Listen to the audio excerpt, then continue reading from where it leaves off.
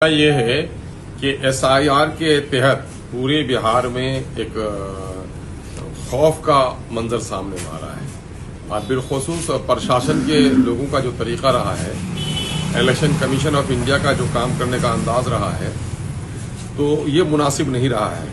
Supreme court ने पहले तो सुझाव दिया था, बाद को निर्णय दिया कि साहब आप आधार कार्ड को भी वैध मान लें, लेकिन इलेक्शन कमीशन ऑफ इंडिया ने कहीं भी नोटिफिकेशन जारी नहीं किया। कोई भी ऑफिसर इसके बारे में खुलकर नहीं बोल रहे हैं। हम लोग को पता चला है कि अभी किशनगंज में 4-5 हजार लोग ऐसे हैं जिनका डॉक्यूमेंटेशन नहीं हो सका है। उसमें ऐसे मशकूक लोग हैं, संदिग्ध लोग भी हैं, जो लोग बांग्लादेश के भी हैं और नेपाल के भी हैं। एक मामला तो ये है, सहानुभूति होनी चाहिए हमारे साथ उनके साथ कि भाई नेपाल से आपने शादी होने दिया, नेपाल के साथ कभी रोक नहीं लगाया, तो नेपाल के बारे में भी स्टैंड क्लियर होना चाहिए कि जिन लोगों के शादी ब्याह हो गए, बाल बच्चे हो गए, उनका मामला क्लियर होना चाहिए। ये कौन सा तरीका है?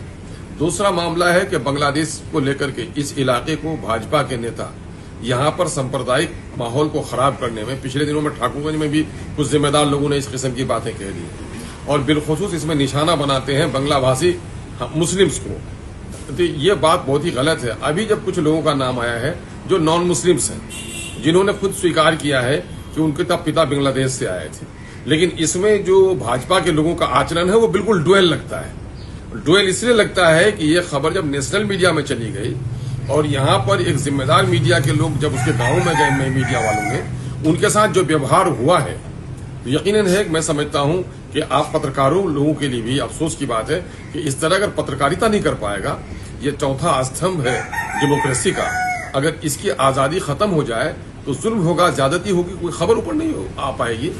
इसलिए जो उनके साथ दुर्व्यवहार हुआ है, मैं उसकी भी निंदा करता हूं, लेकिन मैं भाजपा के लोगों से ये कहना चाहता हूं कि आपका डुएल कैरेक्टर क्यों सामने में आता है?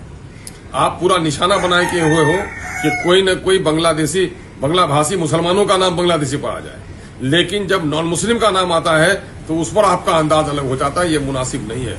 मैं प्रशासन के लोगों से भी मुतालबा करता हूं कि मीडिया के लोगों को, जो मीडिया काम कर रहे हैं सच्चाई के साथ, जो दिग्विजय करते हैं, दलाली करते हैं, उनका जो लोग असर करें, लेकिन ऐसे मीडिया के लोग, मैं मीडिया को गोया एक सर्टिफिकेट हासिल है कि उन्होंने अब तक इस अल्प अवधि में जो अपना स्थान प्राप्त किया है और उनकी न्यूज की जो सत्यता है, उनकी जो खोजी पत्रकारिता है, और सीमांचल के मुद्दों को नहीं, बिहार के दूसरे मुद्दों को भी, चाहे राजनीतिक मुद्दे हों, उस मामले में जिस तरह से उसने खबरों की छान पटक कर ये किया है, तो मैं समझता हूं बहुत सारे यूट्यूबर्स के लिए वो आइडियल बने हुए हैं। उसके साथ इस तरह से होना ये मुनासिब नहीं है। मैं कह रहा हूं अब भी एसआईआर के तहत अभी बिहार में 2 मामला चल रहा है। इधर एसआईआर की जंग लोग लड़ रहे हैं और दूसरी तरफ राजस्व महाअभियान का मामला है।